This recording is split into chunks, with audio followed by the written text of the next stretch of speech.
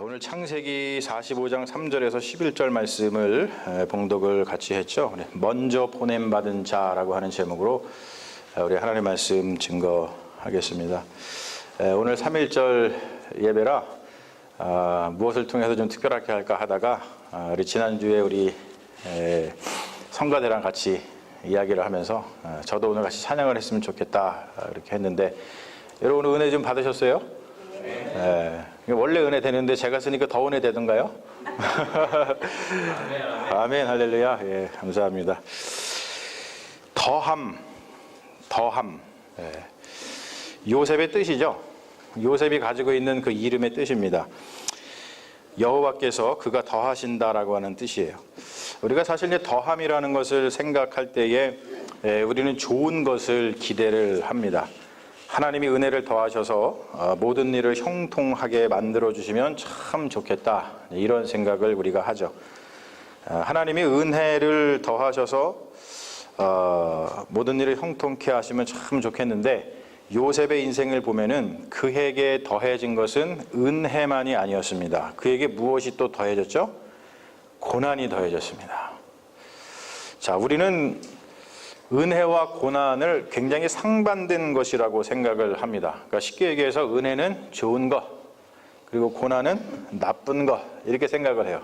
여러분, 그런데 성경을 가만히 들여다보면 우리가 그렇게 단순하게 생각하는 것처럼 정말 그렇습니까? 요셉의 인생은 굉장히 파란만장했습니다. 그 파란만장한 인생은 영웅적인 그런 인물들에게 다가오는 일종의 공식이죠. 영웅의 인생에서는 그 비극의 요소가 반드시 들어갑니다. 근데 우리가 비극을 생각을 할 때에 단순히 비극 그러면은 굉장히 슬프다, 굉장히 안타깝다, 그런 정도로다가 여기는 경향이 있습니다. 그런데 이 비극이라고 하는 장르를 조금 더 우리가 자세히 들어가서 보면은, 비극적 인생이라고 하는 것은 단순히 슬픈 일을 당한 사람들을 가리키는 것이 아님을 알 수가 있어요. 여러분, 오늘 말씀이 조금 이렇게 여러분들 힘드시지 않을까 너무 걱정이 돼가지고 여기다가 또 이렇게 보충으로다가 칼럼 같은 거 많이 써놨거든요. 여러분 아마 읽어보셨는지, 이거 예배 전에 읽어보셨겠지만, 프로메테우스적 비극과 디오니소스적 비극, 이거만 보면서 이게 말이야 방구야 막 이러실 수 있을 텐데, 이런 거 좀 읽으시면서 한번 이렇게 오늘 말씀을 더 이렇게 좀 잘 이해하시기를 제가 바라고 있어요. 비극이라는 장르를 깊이 있게 발전시킨 고대 그리스의 작가들이 있죠. 그 중에서 우리가 잘 알고 있는 그 3대 작가로 알려진 아이스켈로스라든지 또 소포클레스, 그리고 에우리피데스, 뭐 이런 분들이 있습니다. 굉장히 유명하죠. 자, 그분들이 쓴 작품을 보면은 비극이라는 것이 무엇을 의미하는지 그 정의를 굉장히 잘 보여주고 있습니다. 자, 그 작품에 보면은 그리스 작가들이 보여주는 비극의 본질은 뭐냐면 신의 질투에서 나옵니다. 신의 질투. 자, 영웅, 즉 보통 인간을 이렇게 넘어서는 그런 영웅은 그 작품을 보면은 어떤 신들이 세워놓은 그 그리스 로마 그 신화의 세계에서 그 신들이 세워놓은 어떤 질서가 있고 법칙이 있어요. 그런데 그 영웅들은 하나같이 무슨 일을 하냐면 그 신들이 세워놓은 법칙과 질서들을 다 깹니다. 그리고 또 영웅들이 살아가면서 어떤 일을 겪냐면 어쩔 수 없이 신적인 질서를 깰 수밖에 없는 어떠한 운명을 맞닥뜨려요. 우리가 일례로다가 프로메테우스, 오늘 좀 얘기하고 있는 프로메테우스가 제우스 신한테 미움을 받아가지고 코카소스 산에서 결박된 채로 간을 독수리에 쪼이는 형벌을 받죠. 그러니까 독수리가 와가지고 결박된 그 프로메테우스의 간을 갖다가 막 쪼아 먹습니다. 그러면은 어때야 돼요?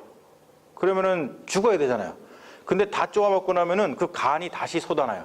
그러면 다시 독수리가 와가지고 또 쪼아 먹습니다. 그런 영원한 어떠한 형벌에 처해지는 것을 우리가 볼 수 있어요.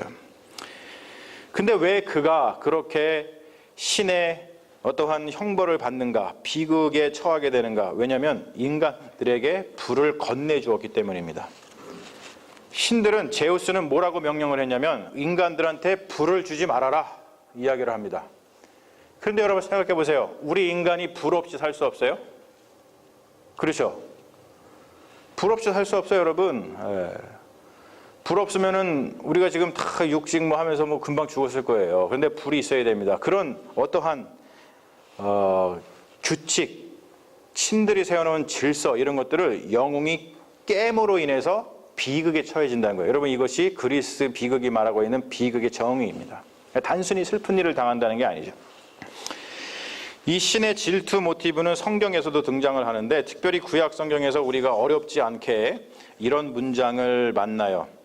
신명기 4장 24절에 보면 이런 말씀이 있죠. 내 하나님 여호와는 소멸하는 불이시요 뭐 하시는 분이다? 질투하시는 하나님이시다. 그런 이야기를 합니다. 그런데 그리스 신화에서 등장하는 신의 질투하고 성경에서 등장하는 하나님의 질투는 좀 결이 달라요. 그 차이가 제가 보기에는 그리스 문화 그리고 히브리 문화의 차이 그리고 그들 그리스의 신이해 그리고 히브리 사람들이 유대인들의 신이해가 차이가 나는 것하고 비슷한 것 같아요. 그리스 신화나 그리고 그리스 극작가들의 비극에서 드러나는 그 인간의 비극은 다른 말로 표현하면 반항에서 옵니다. 반항. 뭔가 하지 말라 그랬는데 뭘 반항하는 거예요. 그 반항이 신의 질투를 불러온다는 것이죠.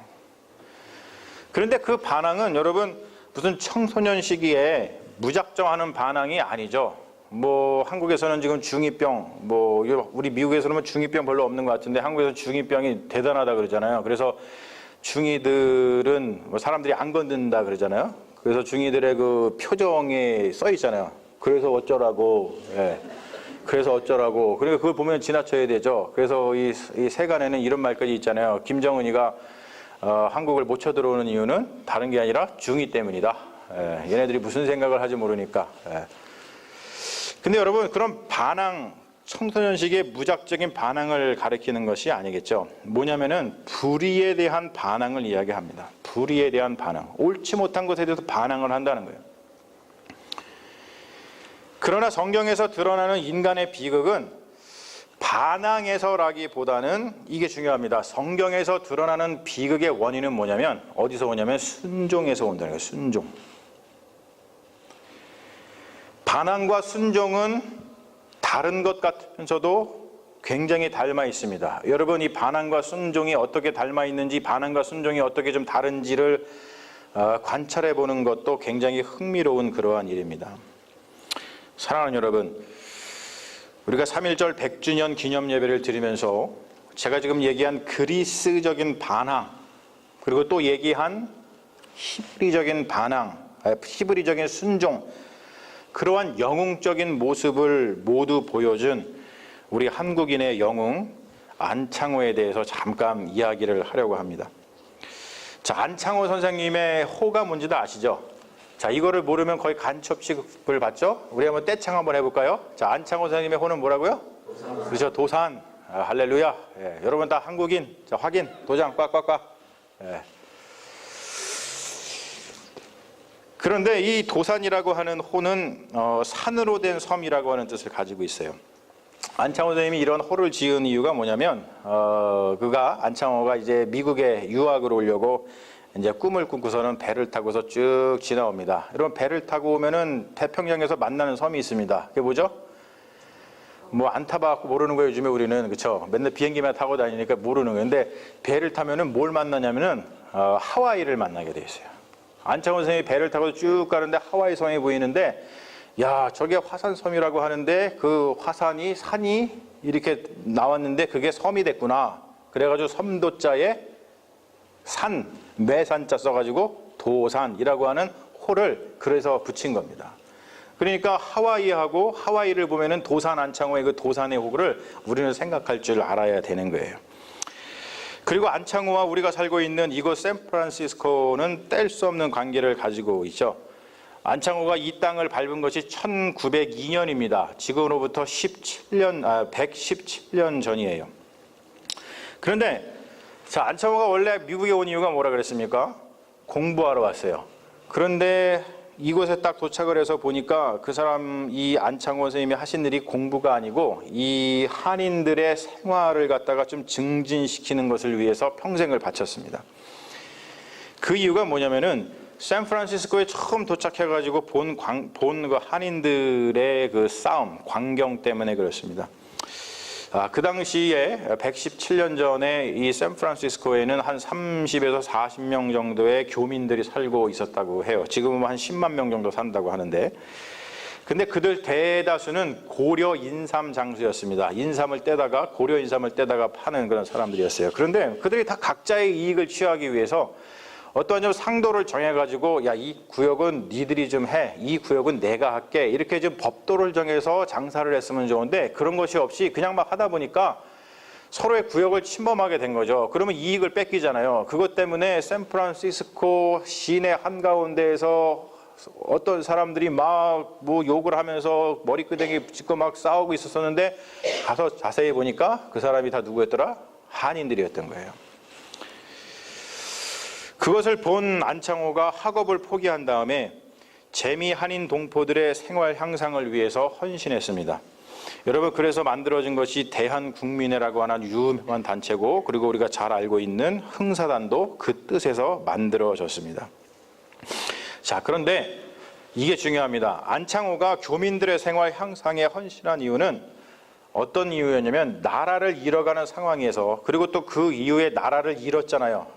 그러한 상황 속에서 외국에서 생활하고 있는 우리와 같은 이 이민자들이 자주 국가 국민, 스스로 나라를 세워갈 수 있는 그러한 힘을 지닌 자주 국가 국민으로서의 모습을 보여주지 못하면 나라의 독립도 없다고 생각했기 때문에 그렇습니다. 그래서 안창호 선생님이 무슨 생각을 했냐면, 교민 한 사람 한 사람의 삶의 모습이 나라의 운명을 좌우한다라고 생각을 했어요.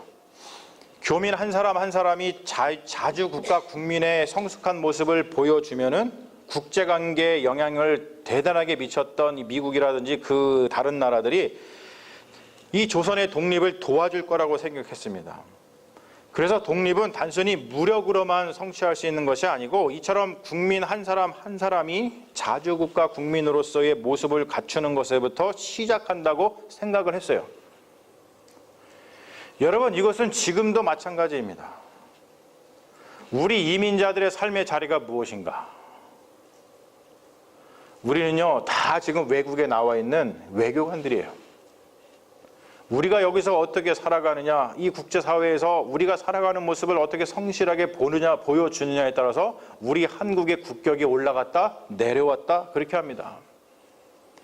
여러분, 그거를 모르고 우리가 지금도 샌프란시스코 중간에서 서로 머리끄댕이 붙이면서 영어도 아니고 한국말로 욕하면서 싸우면은 우리 한국 사람들이 뭐라고 부르겠어요. 그러한 연장성산에서 안창호 선생님이 여기 있다가 저쪽 LA 쪽에 있는 리버사이드에 가가지고 농장에서 일을 할 때에 그 농장에서 오렌지를 따는 그 교민들한테 이렇게 부탁하면서 일을 같이 했다고 합니다. 뭐라 그러냐면, 여러분, 지금 우리가 여기서 이 오렌지를 따고 있지만 이 오렌지 따는 것을 정성스럽게 하십시오. 그냥 허투루 하지 마시고 아무렇게나 하지 마시고 정성스럽게 오렌지 하나하나를 정성을 다해서 따십시오. 이게 뭡니까? 이게 애국입니다. 여러분, 우리는 어떻게 살아가고 있습니까? 각자의 삶의 자리에서 정말로 정성스럽게 애국하면서 살아가고 있습니까? 우리 그런 삶을 사는 믿음의 종들 되시기를 주님의 이름으로 축원합니다.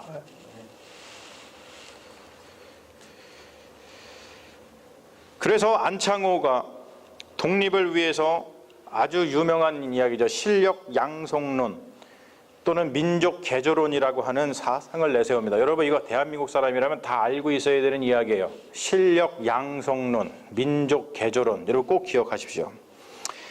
이 실력 양성론의 요지는 그렇습니다.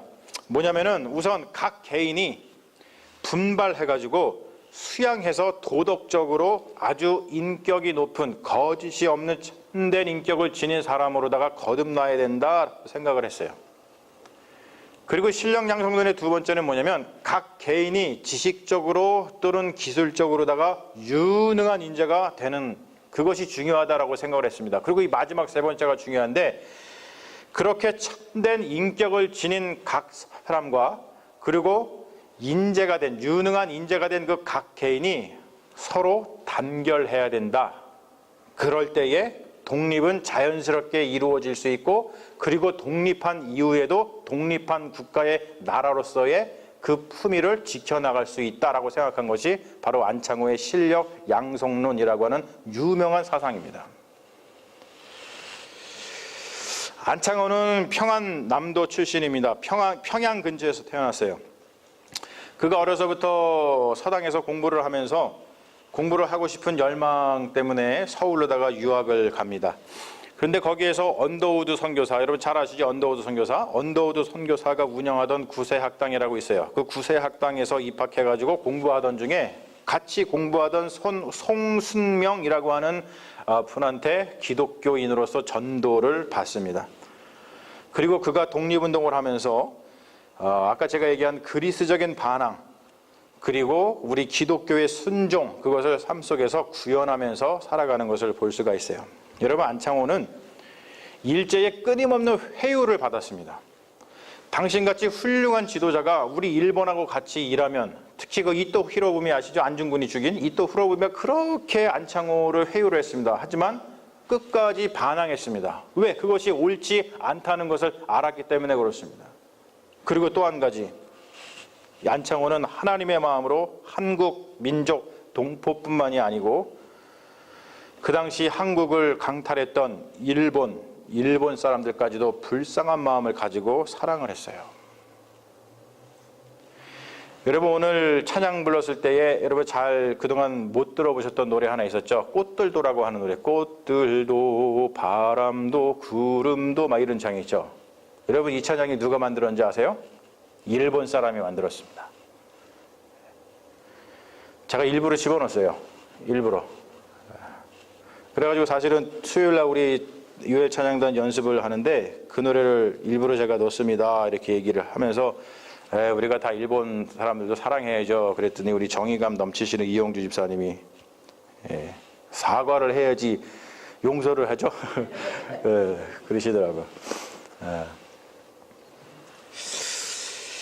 여러분, 안창호가 영웅이고 그리고 비극적인 인생을 맞이한 것은 그의 인생이 불쌍해서가 아닙니다. 안창호가 살던 그 당시에 모든 사람들은 다 어려움을 겪었어요. 다만 사람마다 그 어려움을 극복하는 방식이 달랐을 뿐입니다.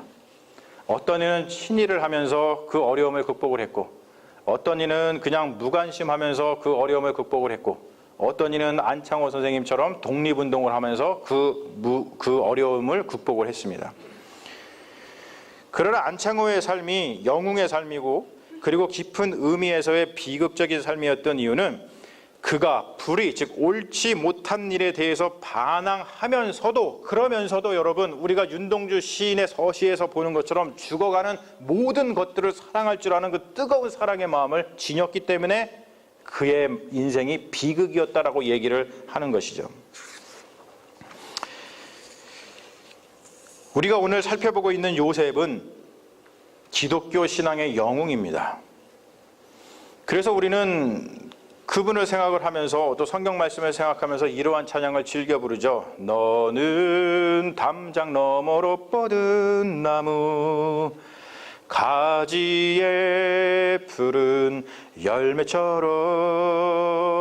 하나님의 귀한 축복의 삶이 가득히 넘쳐날 거야. 우리는 이날에 정말로 간절한 마음으로 주님, 이 찬양을 부르면서 주님께서 요셉에게 베풀었던 그 은혜를 요셉처럼 우리에게도 베풀어 주시옵소서라고 하는 마음으로 이 찬양을 기쁘고 즐겁게 부릅니다.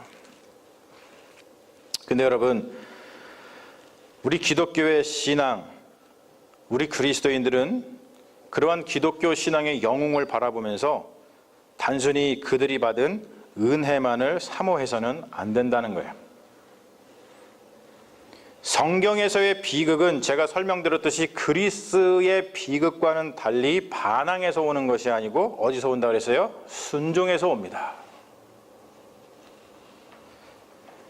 요셉의 인생이 비극적인 이유는 그가 어려운 일을 당했기 때문이 아니라 제가 지금 얘기한 것처럼 그 요셉이 하나님께서 어려서부터 주신 그 꿈, 하나님께서 그 어려서부터 주셨던 그 말씀을 믿고 그리고 순종했기 때문에 그의 인생이 비극인 거예요. 근데 여러분, 기독교의 비극은 그냥 비극으로 끝나지 않고 그 비극을 이겨내고 그 비극을 넘어섭니다. 왜냐하면 기독교인의 비극은 제가 다시 한번 강조하지만 하나님에 대한 순종에서 오기 때문에 그렇습니다. 여러분, 그것이 극명하게 드러나는 사건이 예수 그리스도의 십자가 사건이죠. 십자가 사건은 비극입니다. 여러분, 그러한 끔찍한 일을 당하고 싶은 사람이 어디 있겠어요? 가장 최고의 형벌, 십자가에서 피 흘려 죽는 것. 그런데 예수에게 그 끔찍한 십자가 사건이 발생을 했습니다. 십자가에 달려 죽었습니다. 그런데 여러분, 예수가 왜 십자가에 달려 죽었습니까? 우리가 고백하듯이 예수는 죽기까지 하나님 아버지께 순종했기 때문입니다. 그래서 십자가는 비극이 아니라 그 비극을 이겨내고 넘어선 비극의 해결이라고 이야기를 하고 있는 거예요. 오늘 얘가 여기 쓴 여기도 자세히 보시면 나와 있어요. 여러분, 요셉의 비극은 심화된 것이 아니라 오늘 말씀을 보면은 그 비극이 해결되는 것을 볼 수 있어요. 그의 고백에서 드러나고 있는데, 여러분, 저는 이 말씀을 대할 때마다 정말로 어떻게 이런 일이 있을 수 있을까? 이 요셉의 신앙은 어떠한 신앙일까? 우리에게도 이러한 신앙이 있는가? 정말로 놀라움을 금치 못하는 이 고백, 여러분 다시 한번 보실게요. 5절입니다. 14절 5절 한번 다시 한번 해주세요. 다 같이 한번 읽어볼게요. 시작. 당신들이 나를 이곳에 팔았다고 해서 근심하지 마소서. 한탄하지 마소서. 하나님이 생명을 구원하시려고 나를 당신들보다 먼저 보내셨나이다. 여러분, 이런 고백이 나올 수가 있어요. 이것보다 아름다운 비극의 해결이 어디에 있습니까? 비극의 해결은 어디에 있다고요? 순종에 있습니다. 그것이 기독교 신앙의 가장 큰 패러독스입니다. 가장 멋진 거예요. 저는 제가 기독교인인 게, 제가 하나님을 믿는 그리스도인인 게 너무 좋은데, 그 중에 하나, 그 이유가 뭐냐면 바로 이러한 말할 수 없는 패러독스 때문에 그래요. 그리스도인의 운명은 요셉이나 안창호나 예수의 운명과 다르지 않습니다. 여러분, 우리는 동일합니다. 그리스도인은 이 세상에 먼저 보냄을 받은 자들이에요. 우리는 예수를 통해서 먼저 예수 그리스도의 부활을 경험한 사람들 아닙니까? 요셉의 고백처럼 내가 먼저 보냄을 받았나이다. 그래서 그리스도인은 먼저 보냄을 받은 자들처럼 그들은 세상에서 고난을 당합니다. 그러나 그들은 그 고난에 꺾이지 않습니다. 그리스도인의 고난은 슬픈 일이 아니라 결국 은혜와 동일한, 그리고 은혜의 또 다른 이름이라는 것을 우리는 알기 때문에 그렇습니다. 사랑하는 여러분, 옳지 못한 일에는 반항하십시오. 그리고 옳은 일에는 순종하십시오. 하지만 물론 우리가 인생을 살아가면서 무엇이 옳지 않은 일인지, 무엇이 옳은 일인지 잘 구분하지 못할 때가 있을 거예요. 그런 지혜가 우리에게 부족을 합니다. 하지만 여러분, 하나님께 지혜를 간구하면서 최선을 다해서 옳지 못한 일에는 반항을 하고 옳은 일에는 순종하시는 믿음의 자녀들이 되십시오. 여러분, 그러면 반드시 여러분 뭘 당할 것이냐면 고난을 당할 것입니다. 하지만 여러분, 그러한 비극적인 인생, 그러한 고난이 다가오는 비극적인 인생은 불쌍한 인생이 아니라 영광스러운 인생입니다. 왜냐? 요셉처럼, 안창호처럼, 그리고 우리 주 예수 그리스도처럼 수많은 생명을 살려내기 때문에 그렇습니다. 1919년 3월 1일 토요일 오후 1시, 대한민국 팔도 강산에서 약 300만 명이 일제히 대한독립 만세를 외쳤습니다. 그때 예수교회가 교회가 3,000개 정도 참여를 했어요.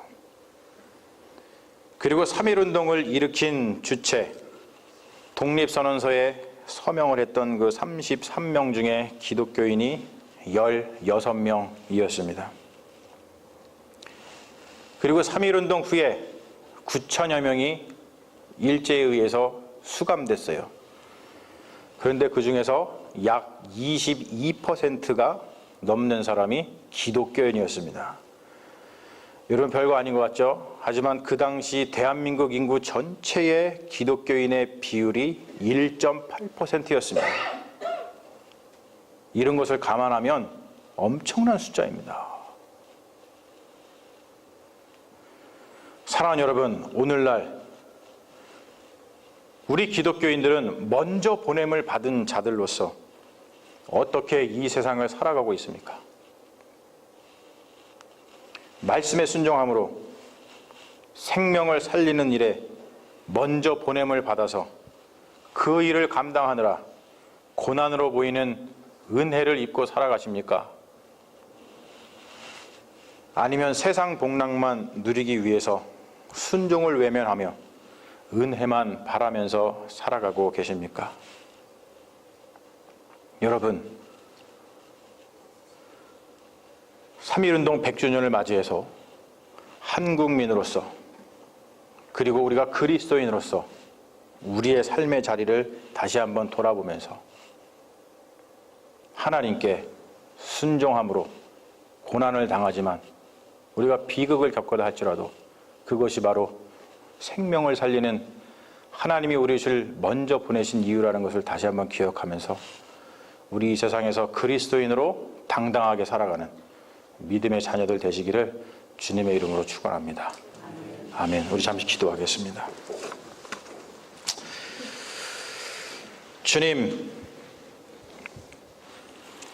주님은 왜 저희들을 불러서 그리스도인으로 세우셨습니까? 우리는 이 세상에서 어떠한 자로 살아가야 합니까? 주의 종 요셉을 생각합니다. 그의 인생은 파란만장했지만 그는 그러한 그의 인생을 원망하지 아니하고 주님이 자신을 애굽으로 먼저 보내신 이유를 알았습니다. 그래서 그는 자신에게 잘못된 짓을, 그 못된 짓을 한 형제들을 원망하지 아니하고 도리어 그들을 위로하며 주님의 놀라운 섭리를 드러내었습니다. 주님, 우리는 우리의 삶의 자리에서 어떠한 자로 살아갑니까? 주님이 우리를 부르신 이유를 충분히 깨닫고 있습니까?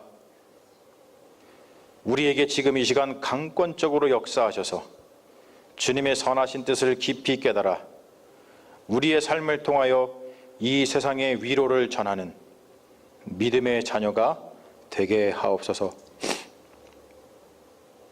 예수님의 이름으로 기도합니다. 아멘. 할렐루야. 믿습니다.